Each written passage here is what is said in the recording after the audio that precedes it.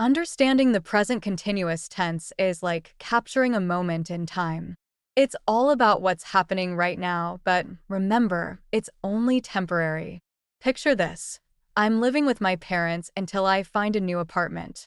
She's freelancing until landing a full-time job.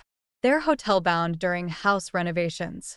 It's all about the present, the now, the temporary. Embrace the moment, but know its limits. The present continuous, a snapshot of the ever-changing present. I'm sure you've heard about using the present continuous tense for temporary situations, right? It's simple.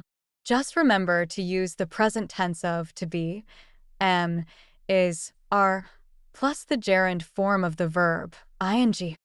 For example, I am learning, she is studying, or they are working.